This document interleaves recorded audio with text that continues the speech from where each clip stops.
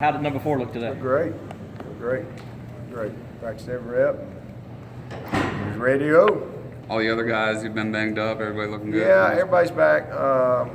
Ray looked good out there, and Cornell still kind of grinding his way back. Denzel, he took his reps today, so pretty much everybody's back. Good news and bad news on Fru. Good news is he's really improving on his shoulder. Shoulder's much better, but he's got a little. Well, not a little, but he's got a, there's no little issue, but he's got a personal issue with him and his family right now that he's dealing with. And I was really all I can say on that other than his mom and dad are here, and they're I will say this, he's never failed a drug test. He's not in any trouble, no team trouble. You can't have a more model player than Jake Fruhmorgen. As committed a guys I've ever been around, as hard of working a guys you've ever been around, as talented. I mean, he's the model of what you'd want in a player. So it has nothing to do with anything that he's done or anything like that. But it's interesting because sometimes you forget, we all forget. I mean, I know he's a big old good-looking, strong guy, and he's obviously a very talented football player, but sometimes we all forget that, and they're still young people. And young people, from time to time, have issues come up in their personal life that can kind of get them off center a little bit, rock the world. And he's dealing with a little personal issue that's really his, between him and his family, and that's really all else I'm going to say about it. Other than we're going to try to help him as much as we can and just love him through it. So that's kind of where we are. But the good news is, again, his shoulders is getting much better. I was just talking with him today, so meeting with him, but he wasn't out here today. And, so just hope everybody keep him in their thoughts and just keep lifting him up and in your prayers. And hopefully he can work through what he's dealing with. And I'm thankful that he's got a great mom and dad, too. He will not be with us this weekend, but hopefully he'll be back next week. But that's really kind of out of my hands on that. Just going back to Cornell really quick, I'm assuming he's not going to be ready to go this week. No, he's trying to go. Okay. Yeah, he's still not quite 100%, but he's much better. He practiced all the reps today and everything, but he's still working his way back, getting better each day, getting stronger. He's doing rehab twice a day, so he's just strengthening. And then same thing with Ray, and same thing with Denzel. Will you go with Sean Pollard again? Yeah. We'll go with Sean and Tremaine. Those two guys will roll over there. And, if they don't get the job done, then we'll go to another plan. But they'll be okay.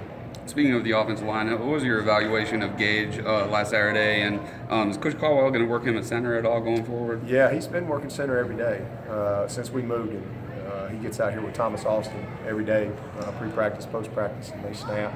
So he's learned center and guard. But Gage is going to be a really good player, In fact, sometimes it's one thing I always try to make a point to do when you get in a game like last weekend and you get bunch of guys. I like to watch those guys because I don't get a lot of opportunity to see them in those settings. And Gage was one of those guys that just jumped out at me, And same thing in practice. I mean, y'all haven't seen him a lot, but just trust me on that one. That if that old boy stays healthy, he's going to be a really good player for us. He's right where he needs to be, and he's just kind of blooming where he's planted. He will be really, really good player, and he's going to be a three-position guy, both guards and center. So I'm excited about, his future. Would Powell be would him and Ray be questionable? No. They're probable. Yeah, okay. Whatever. What's probable? What's He's almost going to play. Most likely. What's the highest? I think Ray was probable last week. He's going to play. Yeah, Ray, and he could have played. It was just same thing with Marcus. Sometimes you get in those games, and we know as coaches that a guy can play, but sometimes we want to kind of see if we can how we can manage the game. And if we can hold a guy, it's great. And that was the exact situation we had with Ray. But unfortunately, we were really excited about Cornell because he had a great week of practice, and he was going to get a bunch of work. And shoot, he done tweaked his ham, and so he he's very limited as well. But we got control of the game pretty quick. We didn't have to put Ray in there, and we were able to manage it. So that's helped us this week. When you're looking at a quarterback's shoulder and they have to go through, what are exactly the tests y'all guys have to look at? Because you don't ever know what's going on in there, especially with the quarterback. Yeah, well, I mean, when they bring them off the field, they X-ray them, they MRI them, they do all that stuff. Is what they do, and then assess what the situation is. But again, he fell on it and bruised it, and just wanted to make sure he got it checked because he had a little stinger in there, and he was fine.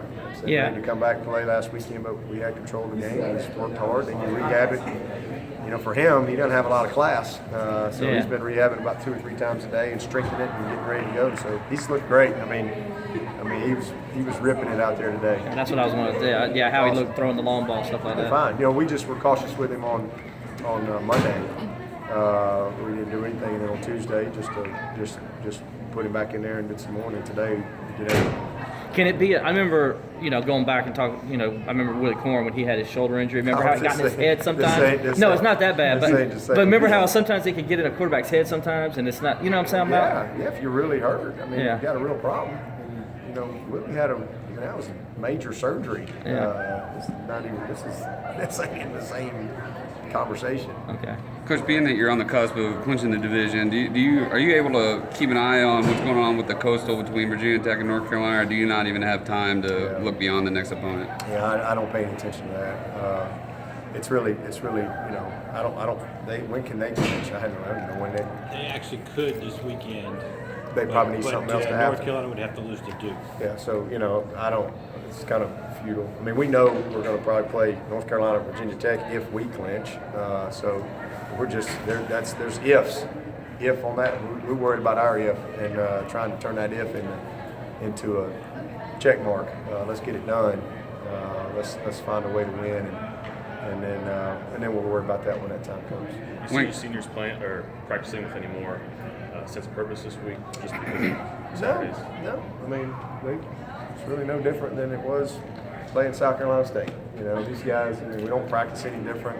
I mean, just on senior day. No. I mean, they're excited about it. They know it's senior day, but at the end of the day, it's about getting ready. It's about getting ready, just like we do every week, to go try to win the game. I'm sure they'll think more about it when they're kind of getting honored in that moment and all that type of stuff. But as far as the game, they're just getting ready to go play the game.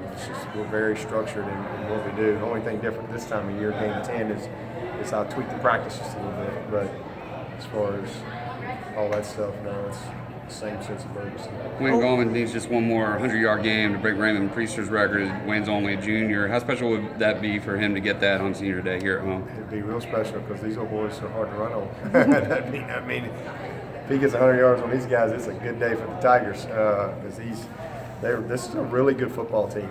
I tell you, that's why I want to challenge our fans, man. I mean, we need all the juice we can get. I mean, this is senior day, chance for a 10th win, a division title, punch a ticket to Orlando, and let me tell you, we're playing a really good football team.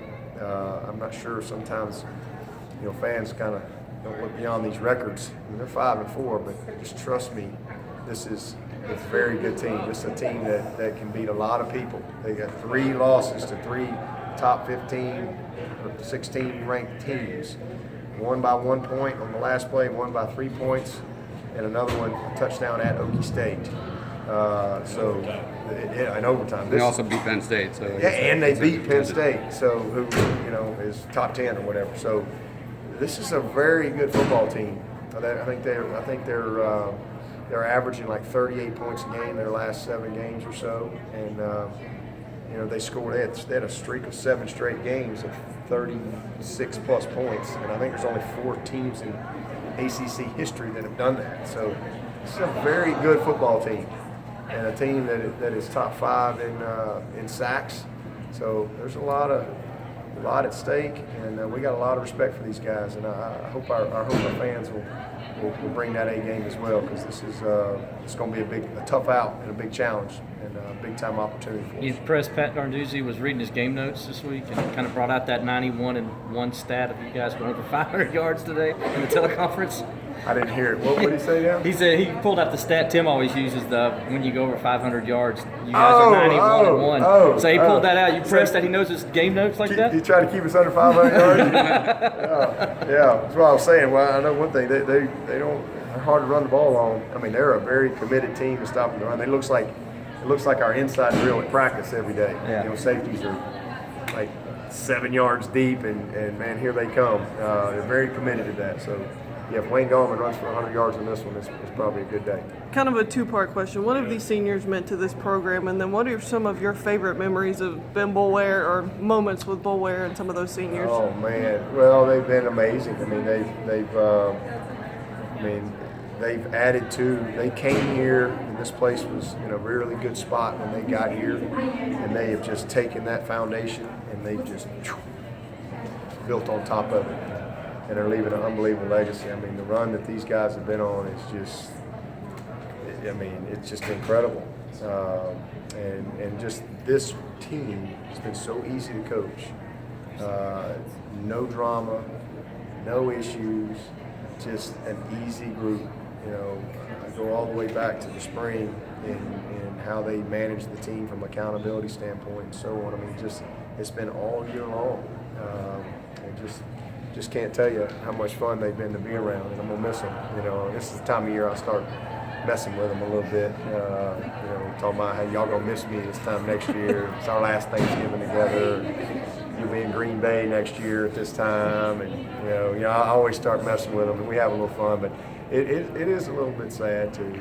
And I challenge our coaches on that, because we're only going to have the senior guys. We're only going to have them for a short amount of time. We don't have them much longer, and you know, they're going to remember how we impacted them. They're going to remember the influence that we had in their lives, especially as they get a little older and mature and look back on their time here. And so just making sure that we take advantage of our opportunity as coaches to make sure that we finish.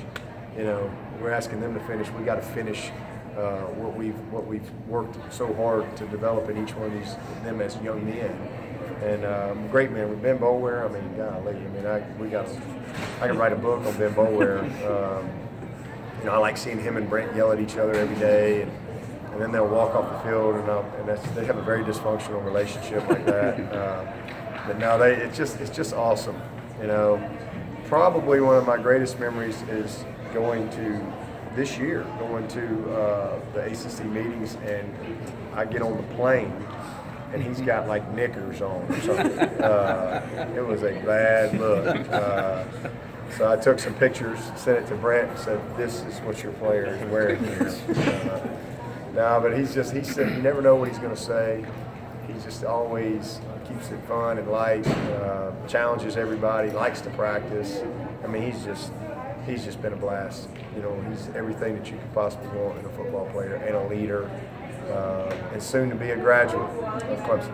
What about Jadar and Carlos? Those are guys that have played integral roles. Yeah, well, my greatest memory with those two is just the transformation that has taken place in both of them, you know, as people, from where they were as freshmen, and just kind of, you know, Jadar was a very immature, not in a bad way, but just wasn't quite ready to leave home. You know, almost went back home, as a matter of fact. And I remember talking to his mom and dad, like, look, y'all can't let him come home. Leave his butt right here. You know, he's got to grow up, and he wasn't a very confident guy when he got here. And to watch him now, and I mean, this is a grown man. I mean, Jadar he's fixing to be a graduate as well, but he is a grown man that has become a great leader. He was very quiet, kind of introverted. Now he's just one of the best leaders that we've had. And same thing with Carlos. You know, big old teddy bear when he got here, you know, just happy-go-lucky, what's going on today, a little bit like Huggy Bear, you know, and just has grown into a great football player.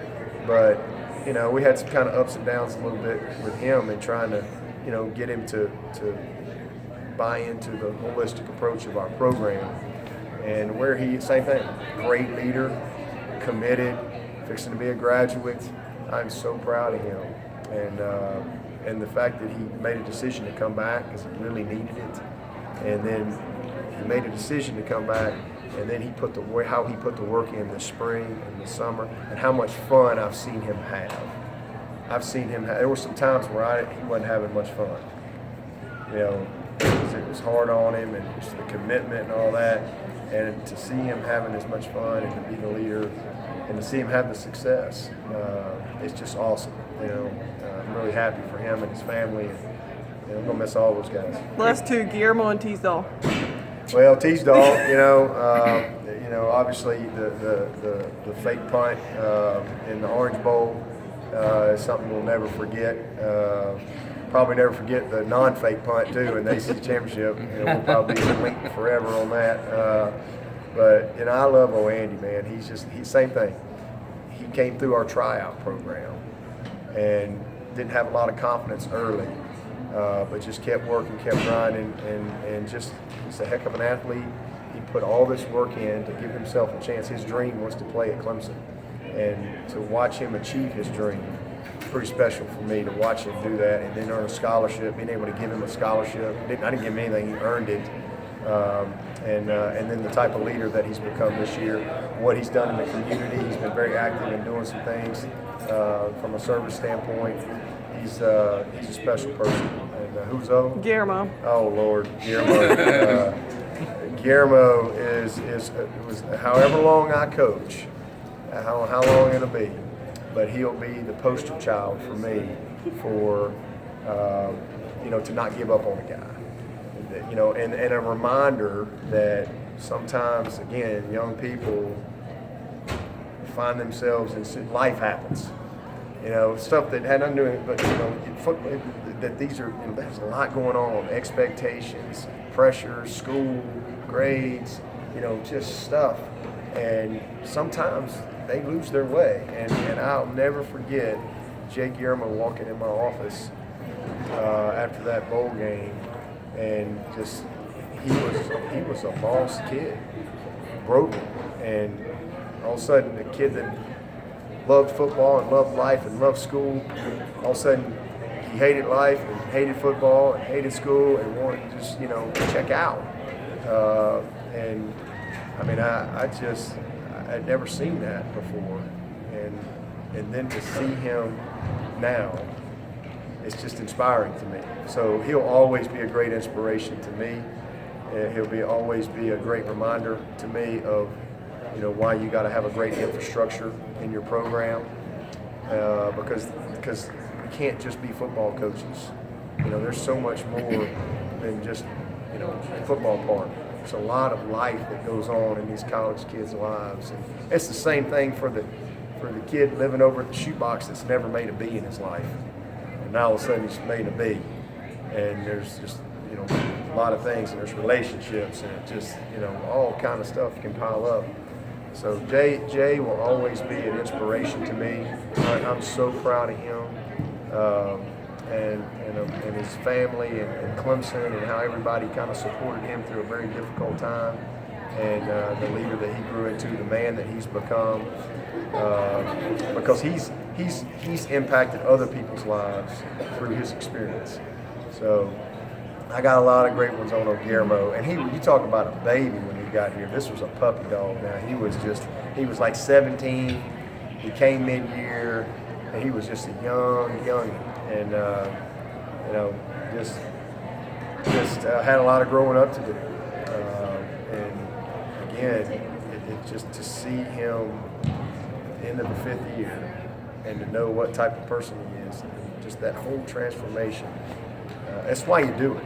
I mean, we've won some games, and that's great. We've had fun doing that, and we'll get together 10 years from now, 20 years from now, hopefully, Lord willing, and we'll all celebrate and laugh and talk about some of the things that we were able to accomplish. But to me, the best part of this job and why I got into coaching is to not just win, but impact players' lives through what we do, and help build men, and we want to win, but make sure that we're making a positive impact by how we do it. Guys, they got to let him go. So, He's got to proud of go to call him.